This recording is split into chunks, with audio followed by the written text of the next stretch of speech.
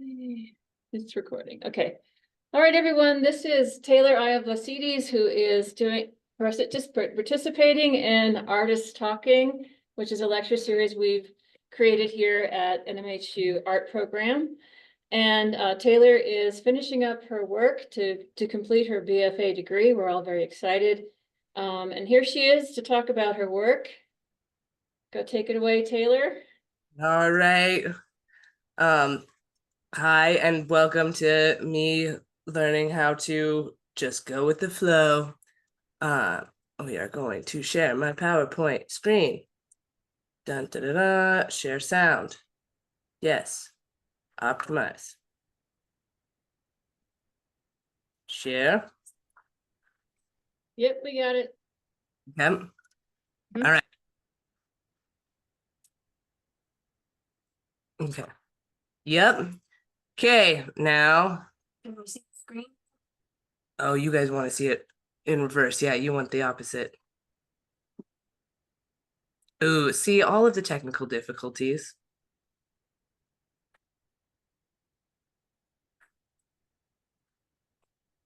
Yeah, I don't. Of course, and now we're recording already. I know. No. That might be it. There, now you guys can see it. Woo! All right. Hi and welcome. You guys are here probably to hear me tell you about who I am and what my art is. And turns out I'm still figuring that out myself. And my mom and many others would love it if I looked as pleasant and presentable as I do in these two photos. But far more often, what you get is this face or some combination of it. And turns out that in the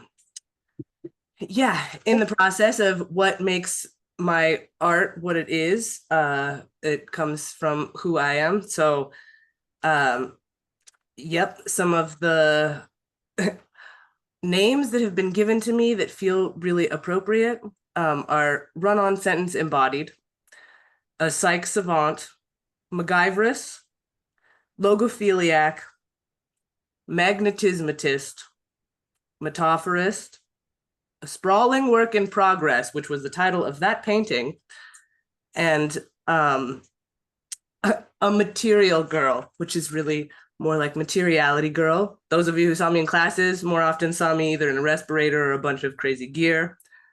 I have this undeniable love of learning and trying to manipulate materials. And the main themes in both my life and my work, as it seems, is reflection, projection, play and exploration, gratitude, and growth. I've often been asked what is the rainbows about, and people like to ascribe it to other things, but really what it has to do with for me is like the full spectrum of visible light perceivable to the human eye, and that is what makes up our world, and also I think points to the realities of how I really like everything. I struggle to narrow and limit to one color or one material or one process or one place. So definitely speaks to who I am as a person. And then some of the other things that almost always come through is this like insatiable urge to increase the capacity and reduce the cost of all processes and materials. And something that I thought was funny, that if any of you have Spotify and you got the like year-end recap, right, that like told you your statistics, I am apparently in the top 3% globally of educational podcast listeners. Which the sad part is I probably only listen to like at most 50% of my like educational podcasts on Spotify. The other half is on YouTube. So, but that can give you just a little bit of an introduction as to, who I am and what comes through me and out of me. It is that, and this whole journey through school has been an interesting and challenging one in ways I wouldn't have expected. So, um, this was my BFA exhibit, which was which um, what is meant by or what is was the title of my BFA exhibit. And it somehow manages to manifest and characterize so much of what I am and therefore what I create. And you'll see this is just kind of a walkthrough of the exhibit. And I actually got really fascinated and interested, as I do with most projects, into all of the research tied to it, including what exactly is and what my show ended up being was representations and renderings of the research and reconnaissance, resource reclamation and reconfiguration, review and reiterations of reflections, replayed, reconstituted, and rediscovered. And ultimately, what it ended up being was a repository of remnants, or a reliquary of recollections and reflections and revelations that are repression resistant and remarkably resilient parts of my being. So, and what ended up being in my final show, which,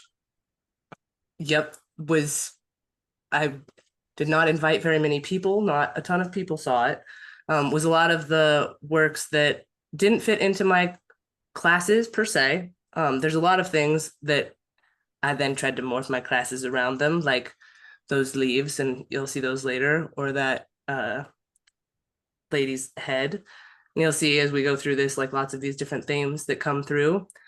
But in terms of the things that people, I think, feel and pick up, one of my big lessons was that a lot of things are just understood or experienced. I don't have to be so explicit, but it is, to me, it's a part of the fascinating part is where the materials come from and just how many lives and reiterations they had. Like the leaves on the trees were scraps of paper from printmaking, and then had printmaking cleanup printed onto them. And then the wires that they are hung from are like the old spirals from the drawing notebooks.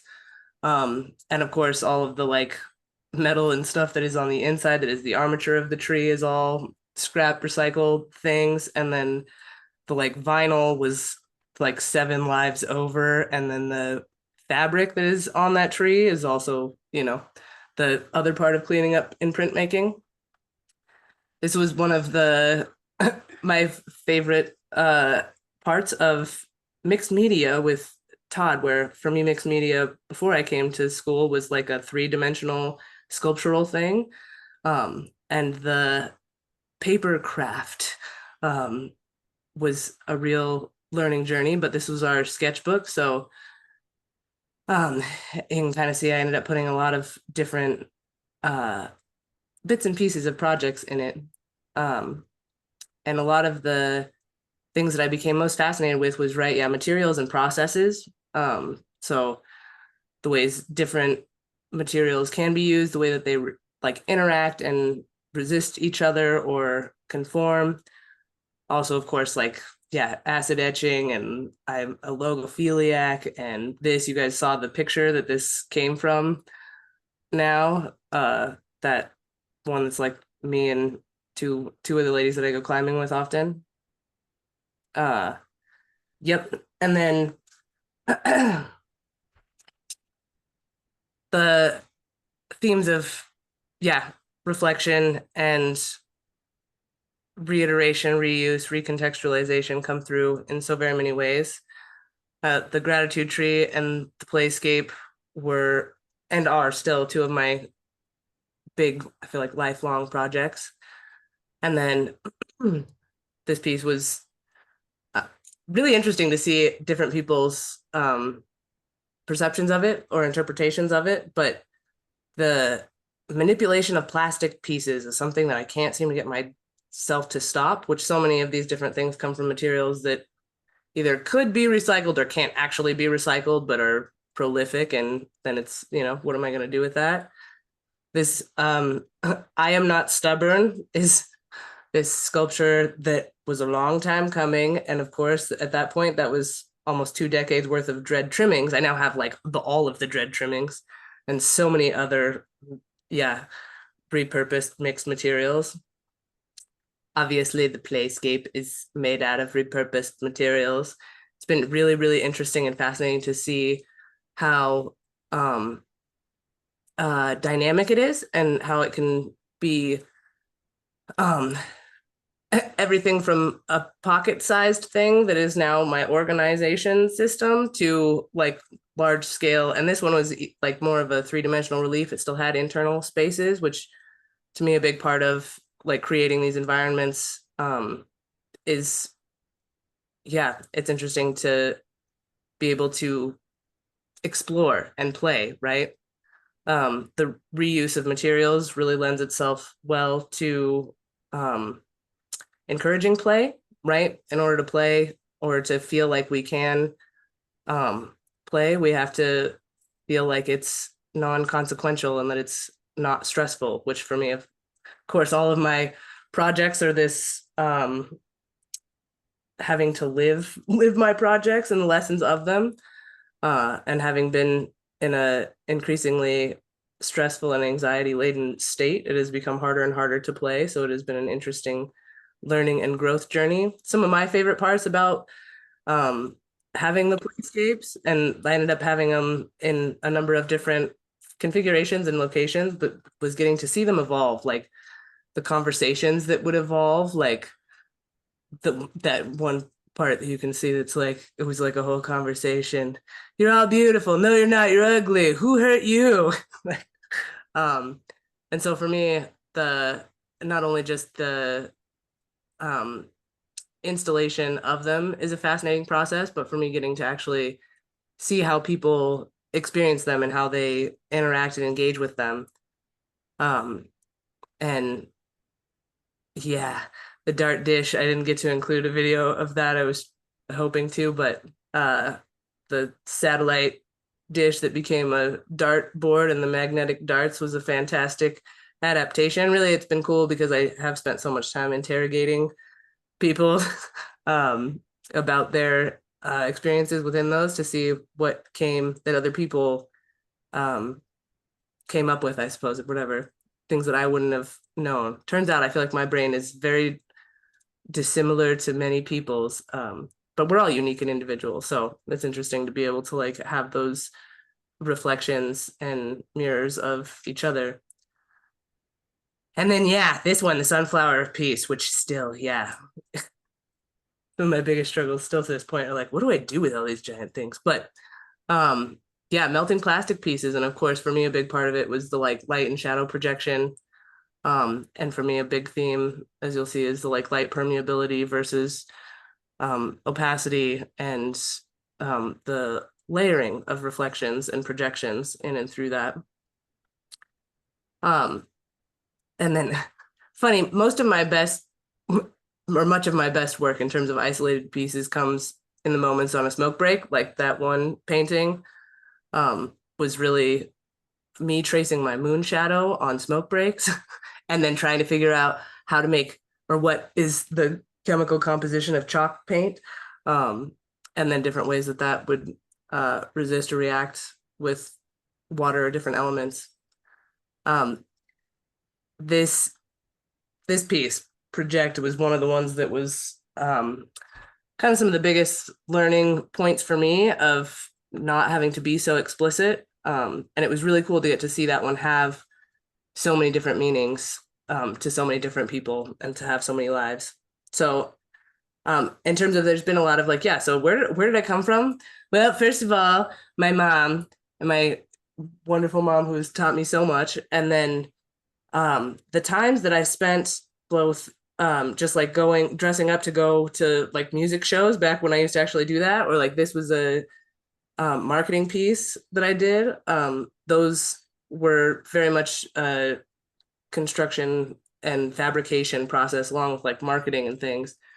And then I didn't want to believe how influential the climbing and guiding and training um, world and chapter of my life was going to be so fitted into this like art chapter, but turns out it absolutely was.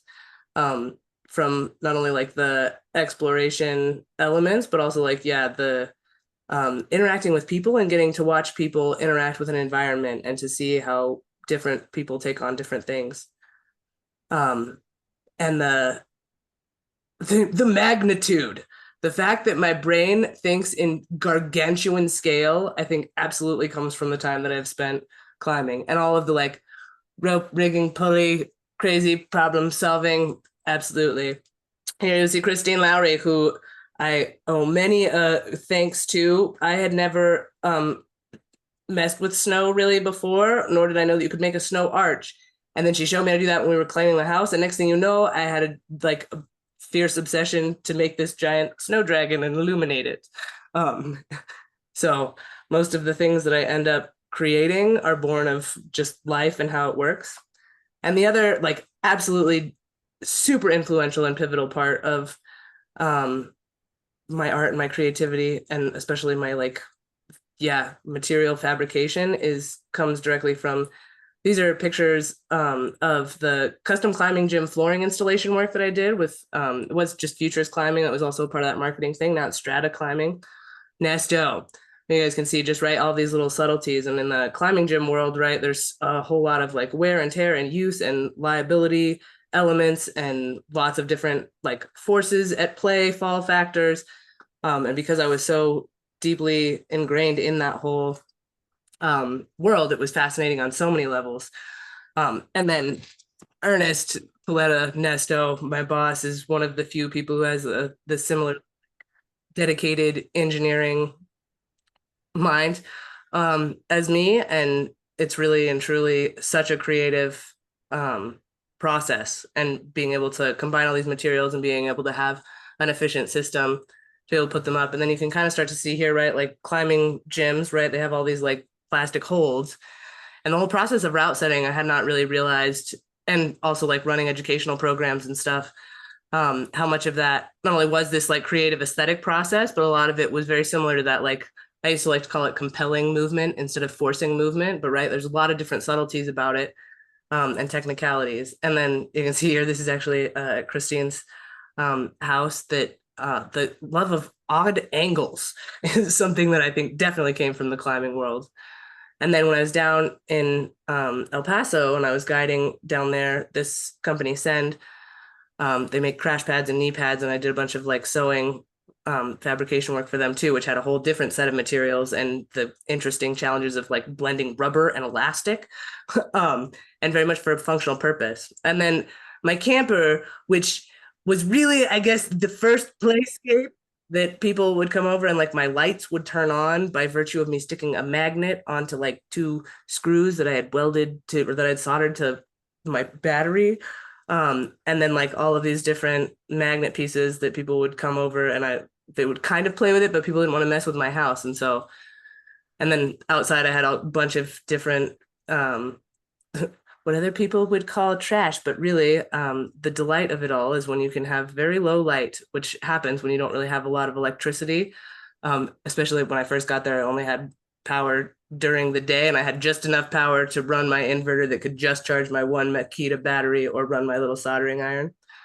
And then when I left there, of course, I had to just like put it all back to the desert because most of it you just go and find in the desert. So this is my little shrine that I left. I still wonder what happened to that. People have said it's still there. I hope people would add to it. Um, and then other than when I was there, I had a like camper, which felt like an expansive amount of space. But then a lot of the rest of the time was spent living in my Subi, which to me felt huge. And of course, that too, my Subi was part of my final exhibit because I guess it was a piece of work. I like took all of the seats out and I had magnets in it and spent a lot of time doing that. Christine Lowry also again taught me what sand sculpting is. I didn't know that like there was this like wonderful glory of like water and sand that can come together. And then you can carve into it and sculpt it. And then we also spent a lot of time like walking the beaches, and it was after like a hurricane, so there was like crazy stuff. Like this is like a real turtle shell like in there, and then all kinds of cool, amazing, different discoveries of things washed up and lost.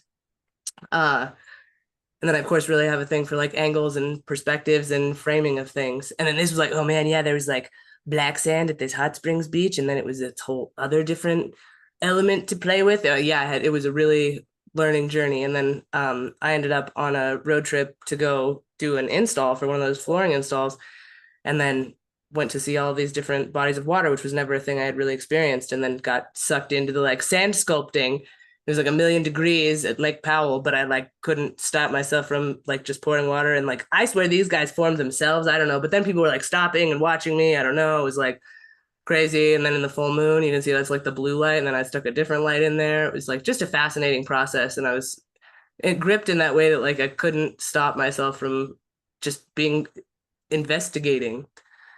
And then even like, yeah, within my tiny little car that was expansive, I'm sure you guys can see the evolutions of um, lots of these pieces that have continued to reiterate and move themselves forward in my world.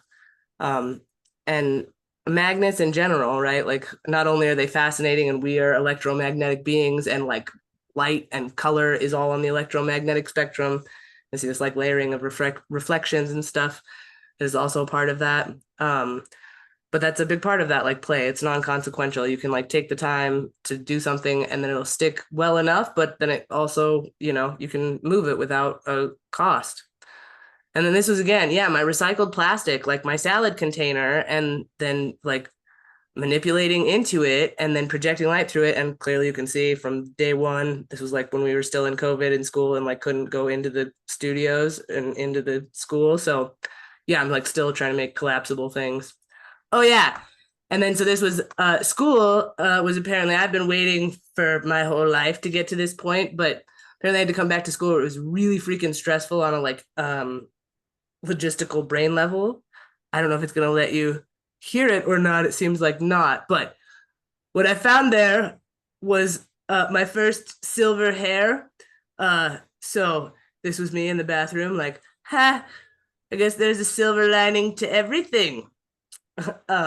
And now I can no longer try and like color my hair or do anything else because I'm too excited to see. Am I going to be silver? Am I going to be salt and pepper? Am I going to be white? Who knows? Gray? So you can see it. Look at it. It's silver. Yeah. um. Anyhow, so oh, we got in there twice. Yep, my slideshow. So and then this was like the normal parts of school. I feel like I always managed to do something strange. Like, hang on. Like this was for drawing class, we were supposed to bring in a portfolio. So there is drawings in there, but mostly then I felt like I was supposed to have a portfolio. So you can see I made this portfolio that has magnetic closures and like different materials mixed onto it and gouache onto it. Um, and then figure drawing was fascinating and really quite awesome to see in different ways. I end up having this kind of squiggly style. And I spent a lot of time, of course, also you'll see later working with uh like plastic again and light permeability versus opacity. And then there was ceramics class where Shireen was this was terra sigillata, and the like process is a fascinating chemical process, but it's like splits water in the different densities of clay, and then what you're left with is super salty water. And then when Shireen was like, you can't save that water, like it's too salty, you couldn't even pour it on a plant, it would kill it. And I was like, wait, so could we use that instead of Roundup? um and ultimately I feel like it's just a funny indicator of how my brain works. And then there was like this really awesome for Dia de los Muertos, like painting thing for the community, but then people don't really respect the things. And I came in, and this is after I cleaned it up. It was like a nightmare mess of like people had full on open under glazes and things laying out. So then I just like cleaned it up and took all of the like goobery, thick, super ridiculousness and then put it onto this cup. And now I have this kind of crazy dimensional cup that clearly this like gratitude tree, my big projects are in my mind all the time. And this was me trying to make ceramic pots, but I just don't think normally. And more so, I was interested from art history, right? The concept of like having 3 feet or not. And then still from the beginning, always these mirrored people and having ways to project light and hold light. And then there was printmaking, where of course the like cleanup process for printmaking is like almost the most fascinating. This less is more, more is less. It's a funny story, but of course it was like trying to work with color and light mixing. This like lady's head clearly has been a part of it from the get-go. I was never good at the like try to make prints like printmakers who make series. And instead, a lot of it was like experimenting, like cutting shaped plates out of like old used plates, or like then trying to do the like plastic melting stuff with it, which I'm really glad that I didn't put ink into that lady head, because now the ink will never come out of the ones that I have done. Um, but then yeah, this was finally like towards the end, finally getting to the point where I had these like different shaped plates. I tried to like etch steel. Um, and it was really fascinating to see, of course. Yeah, I don't know. It just, yeah, different things. The tree clearly still the tree search and the root con.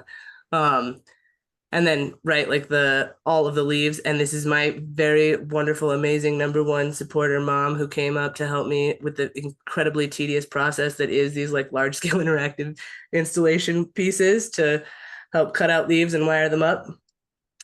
And this is from, yeah, the very first semester making mixed media, where yeah, when it was like, okay, make mixed media with paper, and instead I made this like sculptural thing. But thank you, Todd, for I had never had any like, I couldn't even fathom the fact that there was like I could sculpt with paper. Yeah, carving paper is really hard. Yeah, paper mache, I'd never really done that either. Or like then soaking wood or soaking MDF board, and like, or like the thickness of like really nice paper. I'd never experienced that too. So this is actually Waco Tanks, where you guys saw me down in the desert living down there, and I was a guide and I had to go, and it was a ridiculous system. So these are all of the like waivers from people that I took out into that park, and like the you had to get like 7 pieces of paper to go into the park every single day for every single person. So and this has its own commentary to it, but yeah, that's odd angles again. And then in foundry sculpture class, of course, this is one of my favorite moments. David, after this is my first welding project, where he like was busy and waggled his hands and was like, go stick some things together. Like, really? So like I welded these scrappy, teeny tiny bits together with the stick welder, which is a little bit ridiculous. And you can see I even like included then my 2 sticks that I used, that they were already used sticks that somebody else abandoned, because then they're harder to use. And he looked at me, he was like, so is your goal then you're gonna just like, when you're done with your welding project, have nothing on the table? I was like, yeah, like that sounds great. Which is ridiculous in the world of welding. Um, but again, too, with that like strange things. Of course, I think everybody loves the pour spouts. This flower was the greatest ever, and I've welded a steel stock to it. But then I was all sad because I couldn't get the like rusty colors to stay, and I left it outside and got all mad at it, and was like, fine, then stay there. And somebody took it, and it will never be found again. And it was the greatest one ever. It totally looks like a like super perfect flower. Um, but then my like actual welding project for class was like yet again trying to make different angles for me to stick magnetic things to.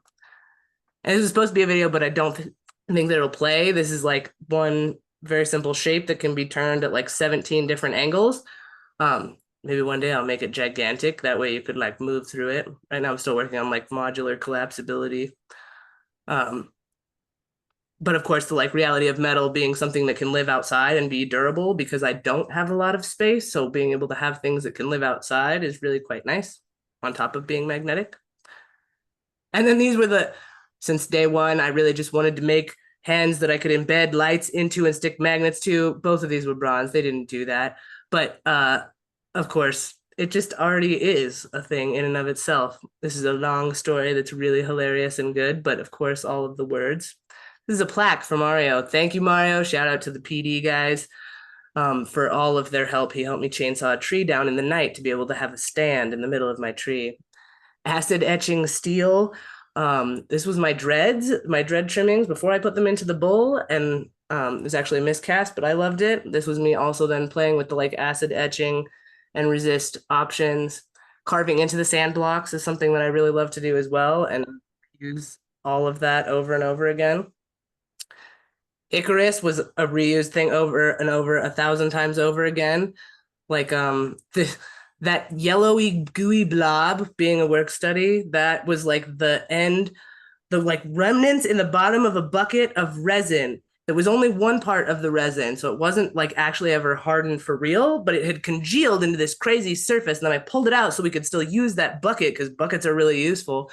But then I had this weird jelly yellow thing that then I had for a long time being like, I just want to put a light in it. And I thought it was going to be a part of the tree. Turns out in a lot of processing with like, yeah, where does my little ceramic mirrored person go with his cracked face and trying to figure out yeah, you can pour wax into plaster slip casting molds and it can be any kind of wax. And then that was like a candle that I wanted the jar from. So the wings were made out of that. And then all of the like, yeah, transfer process, reflection. I was supposed to make a shadow box for class. So this is what happened.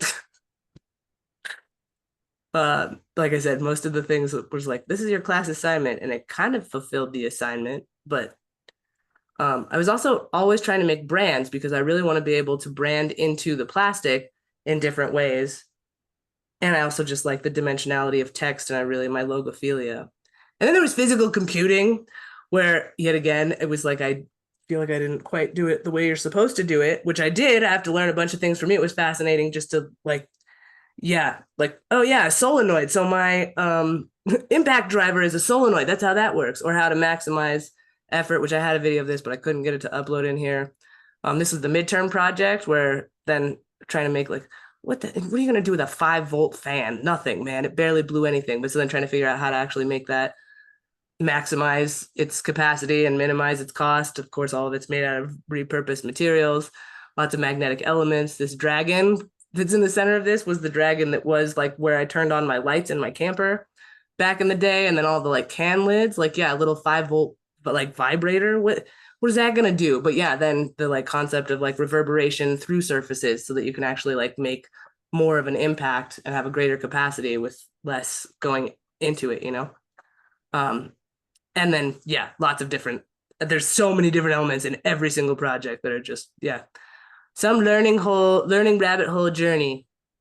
And then of course shadow projections and like fluorescence versus phosphorescence versus photoluminescence. And then this was like what, when the assignment was a diorama, I ended up making like this 9-foot tall, like multi-layered, tiered.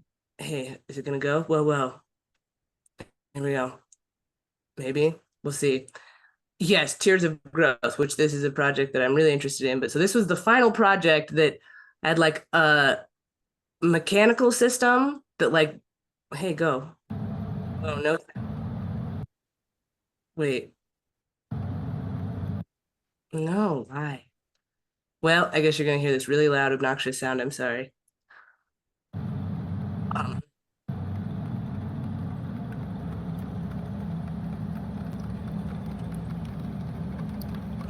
it was like hydrodynamic system where I had to like find the correct.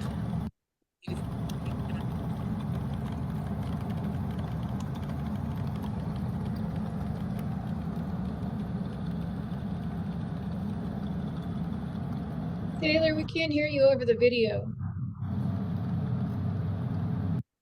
It's almost done. Yeah. But so yeah, ultimately I had a mechanical system, a hydrodynamic system, and then like a really pretty complicated electrical system, as well as like it had sensors and actuators built into it, but the code never actually got programmed. So it didn't actually have any physical computing elements to it. But it was still to the point where then 2 years later, I like went to the media arts show, like final show, and somebody came up to me and was like, hey, weren't you the one who gave out plants a couple of years ago? I still have mine. Apparently, even though, and literally it was only up for 2 hours. And then like had to take it all ceramics final, but it was a pretty epic project, apparently dioramas, which then the media arts department, I learned a ton in that. Why are you doing that? Whoa, hey. Yeah, so you can see these were the like sprouts, which those are like the recycled plastic and the themes of education and all of it. Oh man, my battery's gonna die. That's not okay. Um, It's over there. You might want to plug in your PC. So yeah, you can see that people were encouraged to take those. There was still the printmaking cleanup scraps. For me, I still feel like there was all of this depth of We're not getting the picture. We're not getting a picture, Taylor. oh really? Just you. Maybe it's Now because did you get plugged in? we're almost there. Here, over here.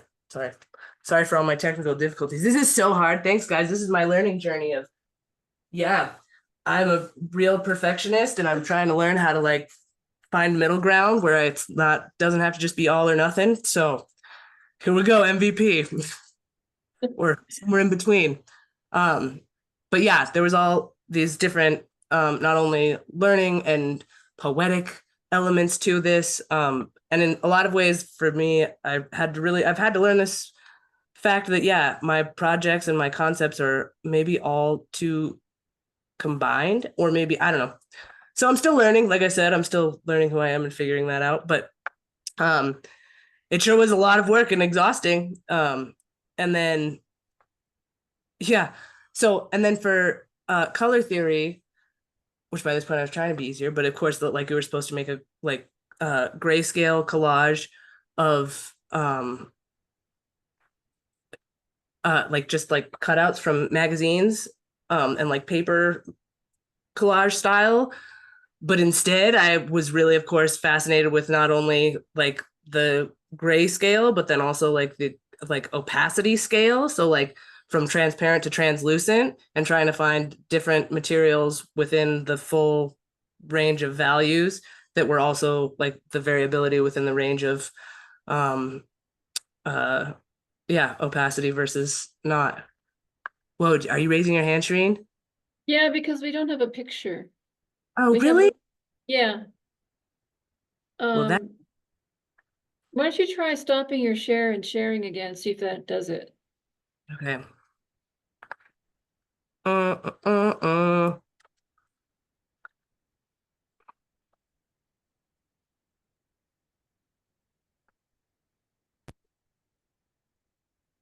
Oh, you guys can see me this whole time. I can't even see me. So Yeah, we who, could see you. who knows what you guys are watching? Sorry if I look crazy. All right, let's try this again. Go. PowerPoint. Share. No, way down here. Maybe. Resume slideshow. Is that going to take us back to where we were? No. Uh, Can you scroll down to the image? yeah, we're going to have to do that.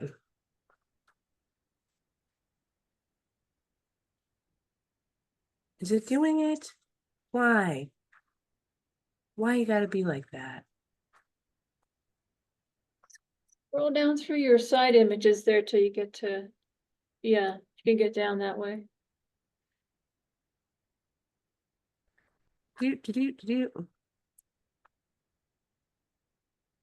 And the funny part, guys, is that of course, I'm probably just too prolific. Like this is only a fraction of all of the things that I did and made and documented.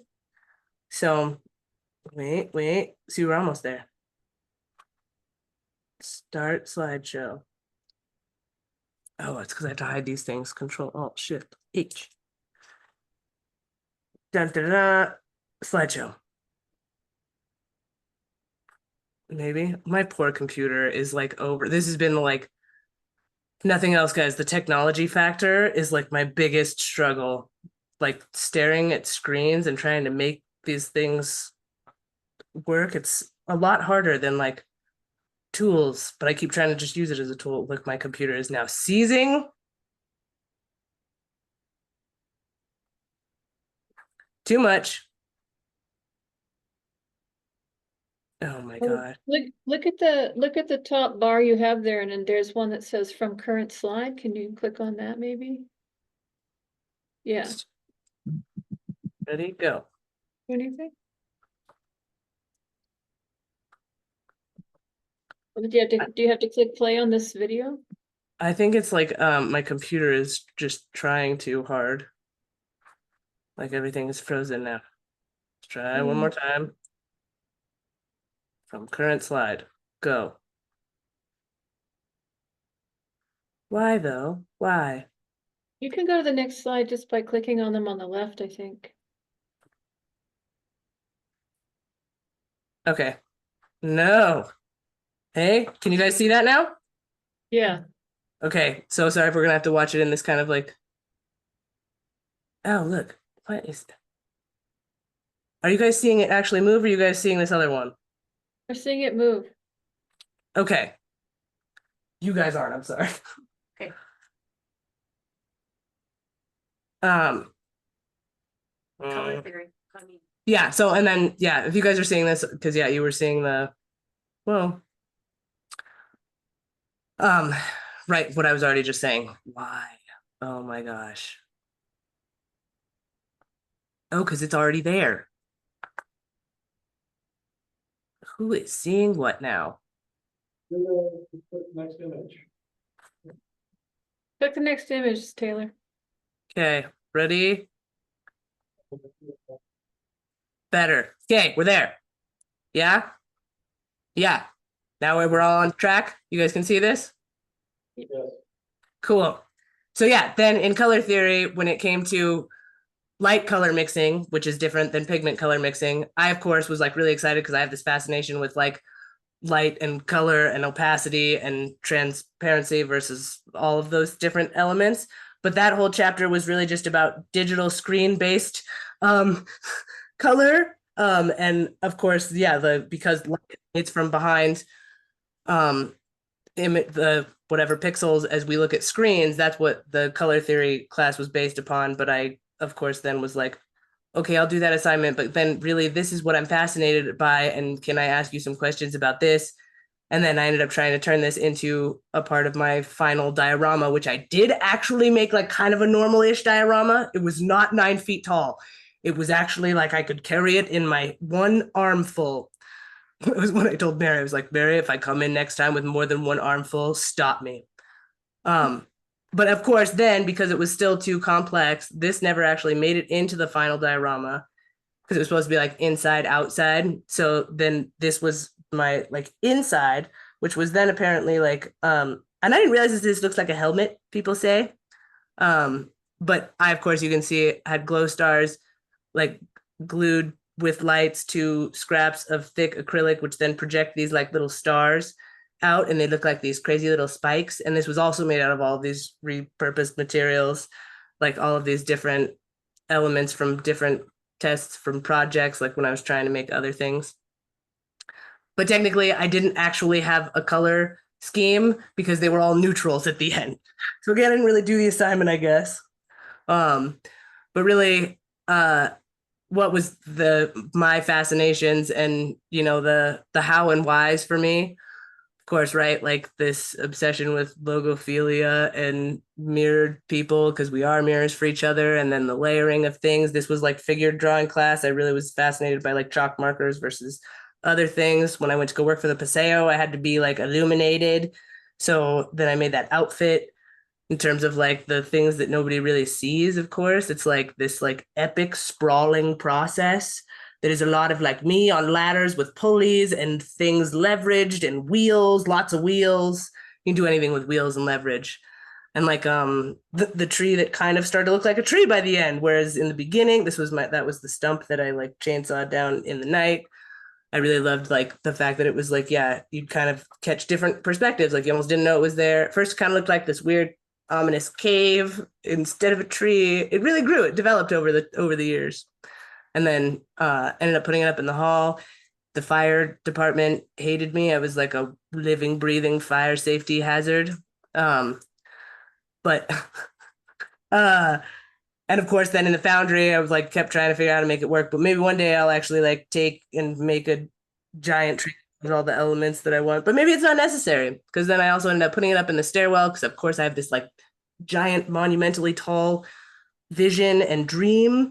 So oh, and then this one, yeah, this is the things that happened. Like I spent so much. There was a whole lot of time there, experiment, like testing things, and everything takes so long. I wonder if you're gonna be able to hear the sound or not. No, wait. No sound? Sound. Well, this was then too funny because I was like, nope, it's not gonna let you have sound. Okay.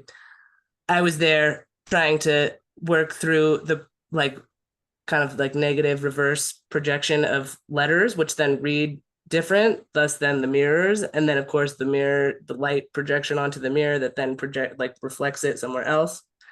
And then I just ended up singing, "Do you see what I see?" There's a lot of funny talking to and singing to myself in the night. Um, and then like the funny guerrilla writing with like non-permanent, non-damaging things, or like, right, I'm just investigating, right? Like this was my, like I have so many process pictures. This again was like, yeah, me trying to, and all of this is like, yeah, repurposed, recycled stuff, light permeability, light, you know, opacity, shadow, projection, reflection. Also, of course, the prismatic elements. See, the hand, initially, I just wanted it to be able to project things. It did eventually. And then I also like the logophiliac in me really likes the layering of different phrases or words or meanings, perspectives based upon like either your perspective or the lighting. This lady, and this is my favorite, one light, and then just depending upon which direction I faced her and I, you know, which where I positioned that one light, she could both be illuminated in color, and then there was also her shadow that was projected. And then because it was like up against it, then there was the refractions and the reflections. And then there's so much time spent with me putting things up against the walls or up in this stairwell. And then like getting out and smoking a cigarette and walking across the street to go look at it from across the street. Cause I have this monumental vision. But it was kind of fun to see those things. And then of course, then you run into moments like this where there's just a rock that's already there and all the lights, and it was already just making an arrow. Um, and then this thing, yeah, we don't even have to go into that one, but that was more of my reuse. The COVID face shield. Um, the like there was a whole bunch of them that were going to be thrown away. So many of those things. This is like scrap of wood, the foam from the face shields, and then like this like abandoned latex primer paint. And I've used the plastic to make a bunch of those different like, you know, um manipulated shapes, like branded in shapes, and then like the glue spreader. Yeah, Todd, the paper craft really let me learn a lot of different techniques and concepts that are applicable more universally. Um, and then, of course, in my own time and space, it's just a big layer. Apparently, I live in an installation. And then my brain, which really, this brain, man, it's still in process. And my final show definitely was like my brain still barely in process. And then this was one of those moments of like unbelievably excited, like one light, one tiny LED is all I needed, and the correct distancing and space and aperture and materials placed against each other. And they weren't even, I had one mirror at one point that I tried, but really the majority of it was just like white being a reflective surface versus like the clear plexiglass, and the thicker it is, then it has like a different factor of refraction. And so this is one of those moments where I was just way too excited. Like there's 6 Theos, and I'm here talking to myself of like, I have one light, one Theo that is drawn, and there are 6 Theos all around. Because Theo, sorry, yeah, he came to pose for us for figure drawing because we were struggling to get the whole models paid situation at the beginning. So he came to sit for us, and then it was too funny. And the best part was that then all of the other security guys recognized him. They were like, "Hey, that's Sarge." Um, anyhow, so and then ultimately, yeah, to that effect, yes. There was a lot of random things like this that happened where I just couldn't stop myself. It was already there. It was just like, you know, and we all have baggage. And ultimately, um, like Theo, at one point I was like freaking out. I can't tell you how much I appreciate his willingness to let me play show and tell. And then the moments where he would like stop me in my like sorrowful, whiny tracks where I'm like, I know I have baggage. And he was like, well, who packed it for you? You know, and there's moments like that that turn the world around. And then oh, hey, where'd that one that fell down go? There's way too many thank yous that I want to say, but I am not going to say all of them. I said different ones at my final talk. But I definitely have to say, Mom, my number one sponsor, thank you for never giving up on me and for always being here and loving me and letting me call you as you're waking up and I'm going to sleep. And anyhow, Dr. Bell, thank you for your support in so many different ways. You like actually bought one of my pieces and has continued to be encouraging in so many ways. Wow, Christine Lowry, I've mentioned you a bunch in and throughout this. Even when I don't talk to you or see you, you give so much to my world and my creative process. Thank you for believing and encouraging me to be an artist. Faith Gelvin, oh my God. There's too many things to say thank you for, but thank you, my fellow bag lady and my last minute lady anyhow. Also, thanks to the kids downstairs and Zoe upstairs. You guys were yeah, there's not a whole lot of people there in that campus, and definitely not a lot of people that are like that like there all the time, but you guys were, and I appreciate all of the like willingness to connect and share and see me in some of my ugliest moments. The NMHU PD, I could call out like 17 of them. Thank you. You guys were some of my closest friends. Joni Chavez, who literally that woman, I would not have been able to figure out navigating all of the like administrative registration hoops in this form and that form and what goes where and all of the like complex nightmares, as well as her being absolutely freaking hilarious and such a good natured person. I had to, yeah, go see her multiple times this semester to save me. And lastly, Jana Von Hartman, for so many times that you are one of the few people who can listen and speak at the same pace as my brain, which not many people can do. And for all of the times that I would just like break down in tears and you would like, you know, I'd be like 3 days without sleep, still trying to work on like all of these things and get all my assignments in. And you never once made me feel like judged or like there was something like wrong with me or like I should be different. And the times where you had no time or availability and you showed up to try and give me as much support and encouragement without like pressuring me into being anything other than myself, or the times when I was like dead asleep still in my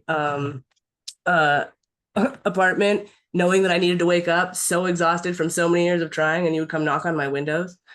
And for, yeah, really encouraging me to have faith in myself as a conceptual and installation artist, and for trying to both be the depth that I am, but also, I don't know, put myself out there and rally to try and be also a professional. Yeah. And, you know, all that I lack in discipline, I make up in dedication. And all that I lack in accountability, I make up for in authenticity. So I could go on forever. I don't know if you guys want to still this. I have way too many now, like long videos of things to time lapse because everybody's like, how do you even do that? What happens? And it's a lot of crazy, silly, like me with lots of different pulleys and weights and rigs and ladders and tools and my mobile command center and trying things out and then it being like not it. And Okay, yeah, so well, how about we do a question answer session now, Taylor? yeah. Want to start it? And anybody want to start this off? I got lots of questions. Todd's ready to ask a question. Yeah. Should I shut this off? Or It doesn't really matter. We can see you. I want to see you guys. First, a comment. I think you should try to figure out a way to include the time-lapse videos in future art exhibit installations. Because I think Yeah. they pull a lot of insight into your working process. But in terms of questions, you talked a lot about repurposing, recycling. In terms of the fact that you do it, you didn't talk very much about why. So I would like to hear you talk about why Oh. recycle and repurpose. Okay. How I just want to be able to see you. It's making me a little bit crazy feeling that I can't. Taylor, on the way that you can like view people on your computer, there's multiple options. You can like have it viewed by who's talking, or you can have it viewed by everyone or just you. There should Well, be and an option. normally, well, I think it's because I'm screen sharing, so it's like it has So just maybe my stop the screen share and see if that makes it easier. yeah, I can see you guys. Yeah. So it's a big old long thing. No, and thanks, Todd. I would actually really like to incorporate those elements of what goes into these like larger projects in a way that is like somehow integrated into the um sculptures or installations or structures that like allows people to explore and find it if they want, but isn't like I don't have to try and force it on them. And then the reuse thing, right? And the repurposing thing. And really, this has been one of those like I could be uncomfortably deep because it's been this whole big long process tied to all of my history. So there's a lot in that. But ultimately, I think that what is not just tied to all of the I don't know. Yeah, nope. Sticking with the fascination with materialities and the fact that it's like so many of these things that it's like, what are we gonna do with it? Or people like just throw it away. I've had so much of my life has been valuable because of things that other people considered trash. Um, and yeah, the whole expense thing, I really struggle to spend money or purchase anything, like um more time. Time is so valuable and although I don't know, it's its own thing. But yes, no. Uh I actually have it's interesting. I feel like I don't know if people want to hear more about it or not, or if I have words for it. I'm gonna stop talking now.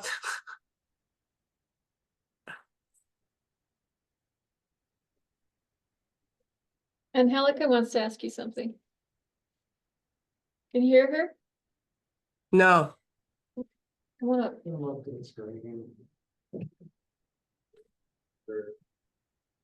How you doing? Hi, Jelly. Hi. I have Hi. a question. So, do you have any plans for any future projects like that you're working on now or planning for in the future? Yeah, which of course I kind of felt like I was like just like so like run down already from this whole school process. I was like, maybe I'm just gonna like go back to like stalking rainbows, like stalking them, like hunting them and stalking supplies or like stalking warehouses, like putting things away. um, but then actually the Paseo project, the ones that I like went to work for every year in the fall for their big installation thing, they um have this artist in residency program that it's a long story. They're trying to work through the details, right? They like had joined with this hotel before COVID happened. So it's like the brand new, now I'm apparently the inaugural artist, and it has been so much. That's why that this is not as like overly thought out and prepared as I would normally have had it. It's a good learning lesson. This is how I'm learning how to play. um, uh, yeah, Tell us more about that inaugural artist. What is involved there? yeah. So well, and they uh already have. I feel like see this is and well, okay. My proposal was for the Playscape, and it was for a 4-week residency project that involved community events. And they have a couple of different programs. Like they have one residency that doesn't involve community engagement in any way, and that one doesn't have a stipend. And then the one that has all of these other requirements does have a stipend, but of course that is variable based upon what is going to happen. So, and it has been literally like I said, the hotel is just opening up. It's still under construction, which funny because of course I have this whole specialty construction background. So I absolutely understand that like, oh no, one more week. Oh no, we're waiting for the certificate of occupancy. Oh no, wait, that still needs to happen. Oh no, wait, this trade didn't actually finish. So they're like, it's still been pushed back and things are changing literally every single day. But yeah, it's gonna be like that. That hotel has a like studio space is much smaller than I had thought it was, but I'm going to put up a playscape and really work on my modular collapsible structural base that then I can hopefully be able to like take around that isn't like, you know, like to build out the playscapes that I've had so far definitely have like a higher impact on materials that are not sustainable, right? Like you can only drill so many holes in wood and you can't let it sit outside lest it rot. So yeah, so this will be an interesting, and now it's yeah, for 2 weeks. So we'll see.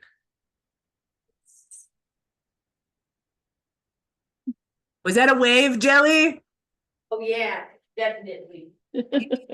Hey, thank you. I can't wait to see your giant bird made out of beautiful drawings of women. I don't know if you're still thinking about that or not, but All right, Zoe wants to ask you something. lay down me. I was Go ahead, Zoe. curious. I was curious what happened to your sunflowers if they're still in existence. They are, and I don't know what I'm gonna do with them. Like Oh right my now, God, Taylor, that's why I was gonna say, I want your sunflowers. I'll totally house them if you need me to. And I would. if you ever need to come back and get them for any sort of purpose, just wanted to put that out there. I was just hoping that you didn't take them apart because they're so beautiful. It was one of my favorite parts of your show. And then like the reflection and the use of warm light. I really, really enjoyed that a lot. And that was like super awesome. Things, yeah, the comforting environment, man. Like that's another part of like, yeah, feeling comfortable and safe to be able to play. Well, yeah, no, and I mean that's everybody's like, I love them. Where am I gonna put them? Because they're a lot larger than you think, and they can't actually live outside because they're totally made from a bunch of recycled materials that like the the lights that are in them were literally like broken lights that I soldered back together. But yeah, no, if you want them there, yeah. Right now I still have yeah, mostly all of the big sculptures to get through like figuring out where they're gonna live. Cool. And Zoe, I also do you still have my Greek mythology book? I do still have your Greek mythology book. I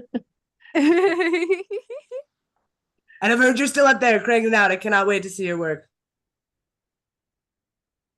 Yeah, Zoe will have her BFA show, I think, next spring, huh, Zoe? Yeah. Or in the fall. I need to figure it out, guys. Okay. You have Yeah. another question? Yeah, another why question. Why? You also talked a lot about your interest in light and reflection and refraction and opacity and all that. My question again is, why?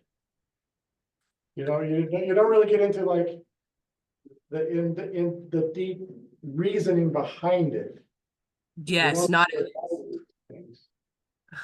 and that's where like I feel like those are the project that especially that like I kept trying to I can't stop myself from wanting to work on it and work with those materials and with those concepts and themes, but it was a real struggle to find places for that to fit in the like traditional academic context.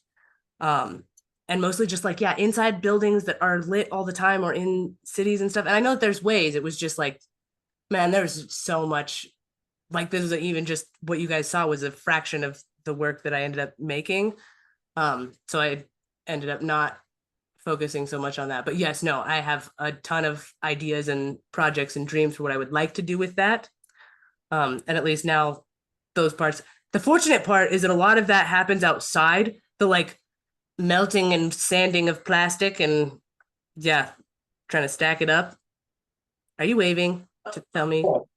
Because you're still not answering why. Why is it important to you? What draws you to it? What is the, like, not everyone is interested in light. Why are you interested in it? Todd, do you remember we had figure drawing class? And you're like, I don't care about the light. It doesn't even matter. And I like went into this big deep thing of like, you may not think you care about light, but I can guarantee you that it is what directs your attention and focus when you live in darkness with only enough power to run one LED in one area. Wherever you put the light, that is where your attention is drawn. So there's a lot of that like subtle internal depth and capacity that comes from light and shadow and the interplay between those two. and the reflection and refraction and projection that are big themes within humanity and society and existence, right? Like we are all mirrors for each other, and the reflections that we provide are not even as direct as you might think, and a lot of the times it's even like bounced off a number of surfaces first, and sometimes what is reflected is a shadow, and sometimes what is reflected is a light. And a lot of the times, right, there's all of these different layered things, and depending upon your perspective or the dynamic changing of the color of light or the color of material, that has an effect on what we perceive. So, and life is layered. We're just these like onions of concepts, and then there's also like life itself is so complex and just getting more and more complex and layered. And yeah. I think, if I could speak for you for a minute, Taylor, I think that one of your fascinations is this idea that you're not putting more out into the world than is already here, and you're finding things that you can use and repurpose as a way of your contribution to not polluting the world or not having a carbon footprint that's excessive. It just always seemed like that was there in the way you talked about your materials, that you wanted to repurpose and gather materials. It's almost like you were going out to pick mushrooms, but you were picking up plastic bottles, and that sort of collecting and gathering experience, and then having the materials of discarded things that you could then turn into aesthetic things. And it seemed like that was very integral to your process, whatever you were making. That was a part of it. And also, you were always planting things. You were always bringing in plants and bringing in little cuttings and giving them away, and sort of, you're very green about it, is what I want to say, in terms of your process. And I think that is something that is a linchpin for you. Like that's part of everything that you do. Well, and the funny part is that it's never my like conscious intent, right? Like that is just kind of what comes out of me. Like the like in reality, like Todd, I think at one point you were like, you're not going to save the world with the like materials that you're reusing, which I'm not. There's no way that I'm going to, right? Like what we really need is like circular economies on the other end, where products are engineered to actually then be reused or recycled, or like not have planned obsolescence and all of this waste in the first place. Like, but for me, I think there's a lot of it that comes down to or from this like point of like value. What is valuable? What do we value, and what are things worth, and what can things do? And I think that there's been a lot of times, and like for me, there's the struggle of I really struggled to make investments and have enough value in what our society functions off of, to be able to just be so lavish. And the like concept of waste, like I said, a big theme for me is like maximizing capacity while minimizing the cost, right? Like, and that can be everything from like having an efficient process and system to like taking that same one piece of material and reusing it 1,000 times. Like you're maximizing the capacity of that. And then in terms of like the growing thing and the growth thing, like, oh man, yeah, like I said, all of this time that has been spent in boxes and under like lights and in this like all day, every day, like electronic leash, like the times that I spent out as a guide and instructor, and so much of those time spent off grid living, where it was like, you don't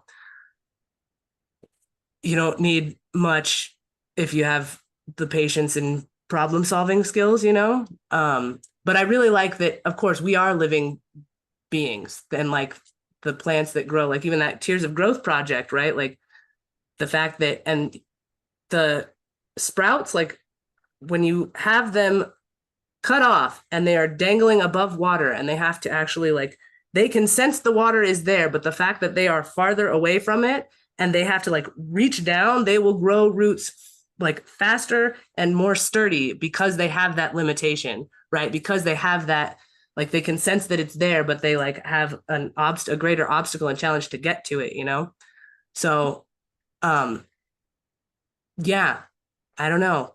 But I do see, I mean, like obviously those things are part of it. Like like when I did the impact, like when I very first got there, asking both David and Isaac, like, which one has a greater environmental cost between welding and casting? And they looked at me like I was crazy. Like, what is that even a question?